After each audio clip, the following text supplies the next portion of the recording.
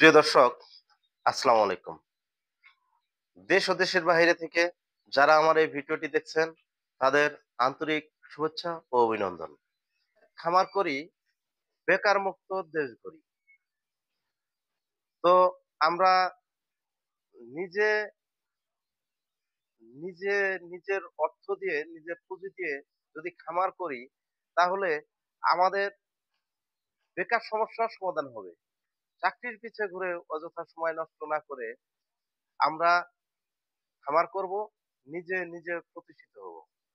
আজকে আমি চলে আসলাম আমার খামারের আরেকটি ভিডিও নিয়ে, যে ভিডিওর মাধ্যমে আপনাদের জানাবো পরিষ্কার পরিচ্ছন্নতার আসলে কতটুকু গুরুত্বপূর্ণ একটি খামারে। কারণ হলো আমাদের খামারে বিভিন্ন সময় বিভিন্ন রোগ হয় গরুর। তো সেই সম্পর্কেই আজকে আপনাদের দেখাবো আসলে পরিষ্কার পরিচ্ছন্নতা কিভাবে রাখতে হবে। আমি যতদিন হয় খামার করছি, প্রায় ১৫ সাল থেকে আমি খামার পরিচালনা করি। আল্লাহর রহমতে আমার গরুর একটু জ্বরও হয় নাই। কারণ হলো কিভাবে আমি এই খামারটা পরিচালনা করি, কিভাবে পরিষ্কার পরিচ্ছন্নতা রাখি, সেই বিষয়ে আজকে আপনাদের দেখাবো। চলুন যাই। গরু কিভাবে ধোয়াই, গরু হুট করে দেখা গেছে মাথায় পানি দেওয়া যাবে না, সেই বিষয়ে আজকে দেখব। চলুন যাই দেখে আসি আজকে সেই ভিডিও। প্রিয় দর্শক, আমরা অনেকে অনেক ধরনের ভুল করি। যে ভুলটি হলো, প্রথমে আমরা গরুর মাথায় পানি দিই। তো আমরা যারা খামার করছি কিংবা করব, পরিকল্পনা আছে, তারা কখনোই প্রথমে গরুর মাথায় পানি দিব না। কারণ গরুর মাথায় পানি দিলে গরু স্ট্রোকের ঝুঁকি থাকে। দেখা গেছে হুট করে আপনি যখন মাথায় পানি দিবেন, তখন গরু স্ট্রোকের ঝুঁকি থাকে। বিধায় আমরা গরুর মাথায় পানি দিব না, প্রথমে গরুর পিছনটা ভিজিয়ে নিব। দেখুন, প্রথমে আমরা গরুর পিছনটা ভিজিয়ে নিব।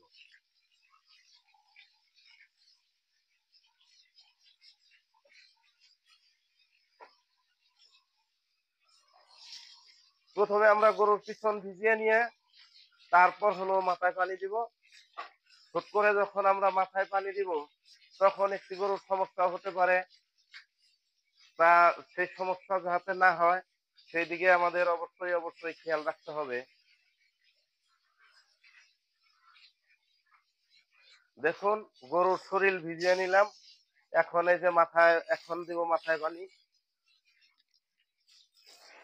দেখুন,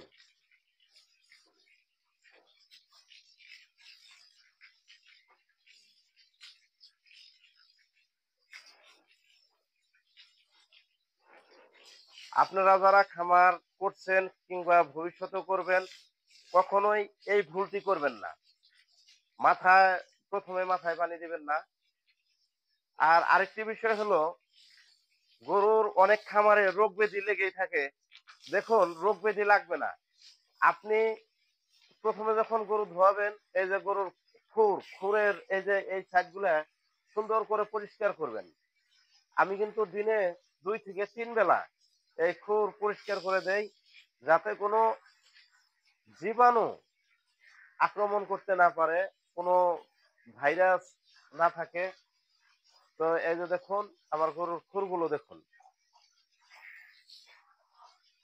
আপনারা যাহারাই রোগ মুক্ত খামার করতে চান, তাহারা অবশ্যই দিনে ২ থেকে ৩ বার এই খামার সেট পরিষ্কার করবেন, নোংরা অবস্থায় যাহাতে না থাকে। এই দেখুন কত সুন্দর খুর।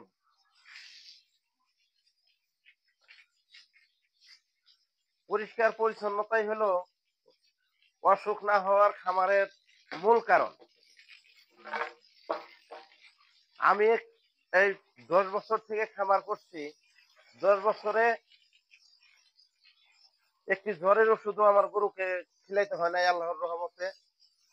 কারণ হলো, আমি সবসময় পরিষ্কার পরিচ্ছন্নতার বিষয়টা আম, মাথায় রাখি।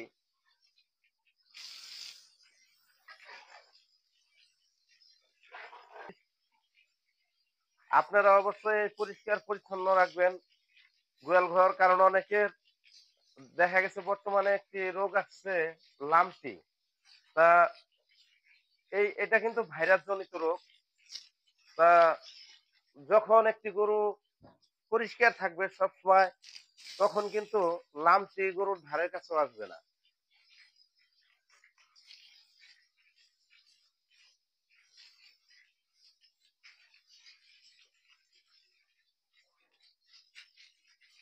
দেখুন কিভাবে পরিষ্কার করতেছি। রোগ প্রতিরোধ ক্ষমতা বৃদ্ধি থাকবে একটি খামারে। সেই খামার যত পরিষ্কার পরিচ্ছন্নতা থাকবে, তা দিনে ২-৩ থেকে ৩ বেলা আপনারা পরিষ্কার করবেন খামার। তাতে রোগ হবে না, লামকি হবে না, একটু জ্বরও হবে না। যে গরুর যে জ্বর হয়, একটু জ্বরও হবে না আল্লাহর রহমতে।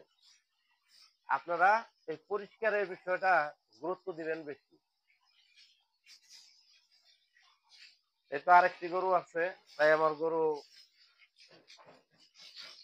ধোয়ানো শেষ। তো দর্শক, অনেক সময় আমাদের গরুর খুরা রোগ হয়। খুরা রোগ মূলত অপরিষ্কার থেকেই হয়।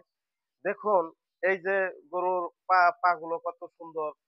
এই যে দেখুন, এই পায়ে যখন গোবর লেগে থাকবে তখন আপনাদের গরুর অবশ্যই সেই খুরা রোগ হবে।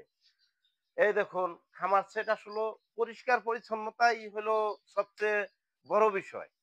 আমরা যদি পরিষ্কার পরিচ্ছন্নতা না রাখি তাহলে তো আমাদের গরুর সমস্যা হবেই। এই যে দেখুন, এই খুরে যাতে গোবর না লেগে থাকে সেই বিষয়ে অবশ্যই আপনারা গুরুত্ব দিবেন। আর হলো গরু যেটা বলছি, ধোয়ানোর সময় আপনারা মাথায় পানি দিবেন না। ১ম এ পিঠে পানি দিবেন, তারপর মাথায় পানি দিবেন।